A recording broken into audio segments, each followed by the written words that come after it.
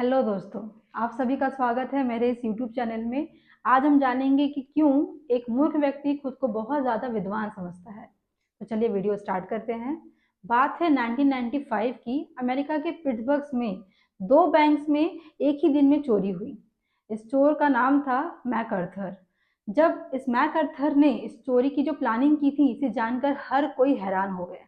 जब पुलिस ने बैंक के सीसीटीवी फुटेज को चेक किया तो वो भी हैरान हो गए। उन्होंने ये पाया कि ये जो चोर था, इसने किसी भी तरह से अपने फेस को कवर नहीं किया था और डायरेक्टली हाथ में गन लिए हुए ये बैंक के अंदर में एंटर कर रहा था। और जहां जहां भी उसे कैमरेज देखने मिल रहे थे, वो कैमरास को देखकर कुछ फनी फेसेस बना रहा था, जिससे आप बोल सकते हैं कि वो मुंह चिढ़ा रहा था।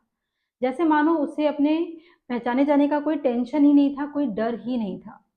क्योंकि उसका फेस रिवील हो गया था, इसलिए बहुत इजीली उसके सारे डिटेल्स निकल आए और उसी शाम उसे अरेस्ट कर लिया गया।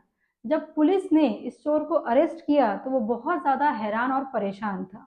उसकी चिंता इस बात की थी कि पुलिस ने उसे पहचान कैसे लिया।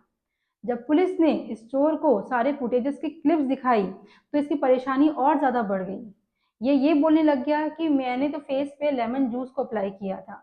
जैसे ही पुलिस ने इस बात को सुनी, उन्होंने सख्ती से और ज़्यादा पूछताछ की, जिससे सारा मामला जो था वो सामने आ गया।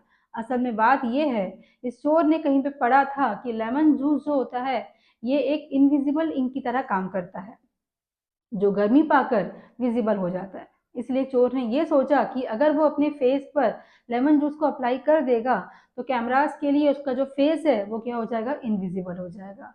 उसकी इस स्टूपिड हरकत की वजह से काफी दिनों तक ये जो चोर है, ये लोगों के बीच में हास्य का एक पात्र रहा। पुलिस ने इस चोर के कई मेडिकल टेस्ट भी कराए, ये जानने के लिए कि इसे कोई मेंटली डिसऑर्डर तो नहीं है। पर रिजल्ट आया कि नहीं, वो टोटली नॉर्मल था। कॉर्नेल यूनिवर्सिटी के एक प्रोफेसर डेविड ड्यूनिंग का इस घटना पर बहुत ज़्यादा ध्यान गया। वो टोटली इस घटने से आकर्षित हो गए और उन्होंने अपने स्टूडेंट जस्टिन क्रूगर को इस घटना पर डिटेल में स्टडी करने के लिए कहा। जब इस घटना की डिटेल में स्टडी की गई तो ये पाया गया कि अक्सर ही लोगों में देखा गया है कि वो अपने एबिलिटीज को लेकर कुछ ज़्यादा ही फेवरेबल व्यूज रखते हैं। उन्हें ये लगता है कि उन्हें सब कुछ आता है, वो सबसे ज़्यादा ज्ञानी व्यक्ति हैं। खासकर ये गुण जो है, ये नौसिखिए लोगों में ज़्यादा पाया गया है, जिनके अंदर में ज्ञान बहुत ही कम होता है और इस ज्ञान की कमी की वजह से उनके अंदर में कॉन्फिडेंस, या आप कह सकते हैं ओवर कॉन्फिडेंस होने का भ्रम पैदा होता है। क्योंकि इस फिनोमिनन के जो रिसर्चर थे वो थे डेविड ड्यूनिंग एंड जस्टिन क्रूगर, तो उन्हीं के ही नाम पर इसका नाम पड़ गया है ड्यूनिंग क्रूगर इफेक्ट। ये फेक आत्मविश्वास होने का जो भ्रम है, ये हमें हमारे डेली लाइफ में भी कई बार देखने के लिए मिल जाता है। आपने कई बार देखा होगा, जो टीनेजर्स होते हैं ये अपने एल्डर्स की तुलना में बहुत ज्यादा ही ओवर कॉन्फिडेंस होते हैं। इन्हें ऐसा लगता है कि इन्हें सब कुछ आता है, ये सब कुछ डिसाइड कर सकते हैं, इन्हें इनका अच्छा बुरा सब पता है, इन्हें किसी के सलाह की जरूरत ही नहीं है। और खासकर ये अपने पेरेंट्स या माँ बाप को ये कहते हुए सुने जाते हैं कि आपको कुछ नहीं आता, आपसे ज़्यादा बेहतर तो हम ही हैं। और कहीं ना कहीं आप हम सभी इस तरीके की जो जीवन के दौर है उससे गुजरे भी होंगे। जब ये लोग बहुत ज़्यादा आत्मविश्वास से भरे हुए होते हैं और तब अगर इन्हें गलत भी साबित कर दिया जाए तो भी ये अपनी गलती को स्वीकार नहीं करते हैं। खासकर व्हाट्सएप के जो फॉरवर्डेड मैसेज है, इसको पढ़कर ज्ञानी बने हुए लोग इस तरीके की चर्चाओं में बहुत ज़्यादा उछल कूद के पार्टिसिपेट भी करते हैं। और शायद इन्हीं लोगों के लिए बना है ये कहावत, थोता चना बाजे घना। हमारे सोशल मीडिया में एक ट्रोलर्स की प्रजाति पाई जाती है, जिन्हें ये लगता है कि वो सबसे ज़्यादा ज्ञानी है, उन्हें सारी जानकारी पता है और ये होने का और ज्ञान होने का इन्हें भ्रम भी पैदा होता है। और इनके टारगेट साइड कौन होते हैं? सभी लोग जिनकी थिंकिंग इनसे ऑपोजिट साइड की होती है। असल में अपनी गलती समझने के लिए भी आपको उस विषय में अच्छी जानकारी होनी चाहिए। बिना किसी विषय की जानकारी के आपको अपनी गलती समझ में आएगी ही नहीं। और विषय की थोड़ी सी जानकारी आपके अंदर में ये भ्रम पैदा कर देती है कि आप बहुत ज़्यादा ज्ञानी हैं।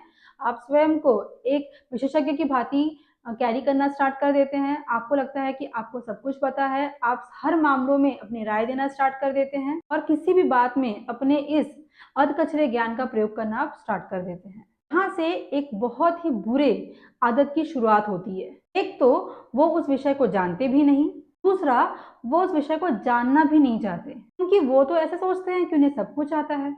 अमेरिकन हिस्टोरियन डेवियन बोरिस्टन का एक कथन है, best enemy of knowledge is not ignorance, it is illusion of knowledge. यानी ज्ञान का सबसे बड़ा शत्रु अज्ञान नहीं बल्कि ज्ञान होने का भ्रम है। यूट्यूब पर आपको ऐसे बहुत सारे चैनल्स और इन्फॉर्मेशन मिल जाएंगी जो केवल सूडो साइंस और अधकचरे ज्ञान से साइंस के वास्तविक तथ्यों को गलत साबित करना चाहते हैं।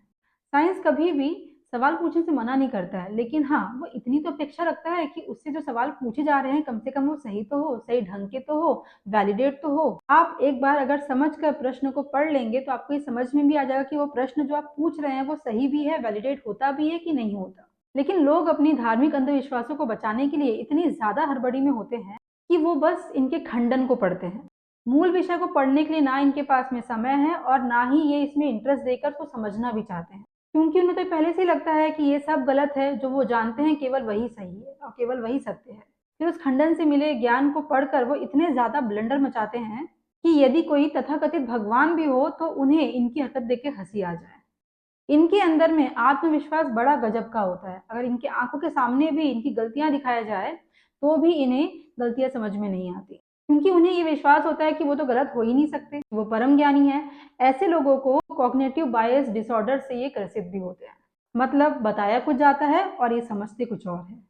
फेमस फिलोसोफर बर्टल रसेल ने बहुत अच्छी बात कही है। उन्होंने एक कथन में ये कहा था कि यदि एक बुद्धिमान व्यक्ति की व्याख्या एक मूर्ख व्यक्ति द्वारा की जाए तो कभी भी सही नहीं हो सकती, क्योंकि अनजाने में वो उसे बदल देगा। उसके ज्ञान की सीमा बहुत ही सीमित है, इसलिए वो अपने उस सीमित ज्ञान से ही केवल उतनी ही व्याख्या कर सकता है जितनी उसके दिमाग में समझ होगी। अब बात आती है कि इस प्रकार के जो इफेक्ट्स है, जो फिनोमिनन है, इससे बचने के लिए क्या करना चाहिए। तो सबसे पहले आपने किसी विषय को यदि ठीक से डिटेल में नहीं पढ़ा है तो आप स्वयं को उस विषय का विशेषज्ञ कहलाना बंद करिए, या आपको कोई कहता है विशेषज्ञ तो आप ऐसे कहलाने से भी बचिए। व्हाट्सएप के फॉरवर्ड मैसेज या फेसबुक के जो आजकल बहुत सारे पोस्ट्स आते हैं उन्हें पढ़कर आप स्वयं को ज्ञानी ना माने। जितना हो सके उस विषय के ऑथेंटिक सोर्स में जाइए और वहां पे जो वैलिडेट पॉइंट्स है जिनको प्रूव किया गया है केवल उन्हीं को ही सत्य मानिए।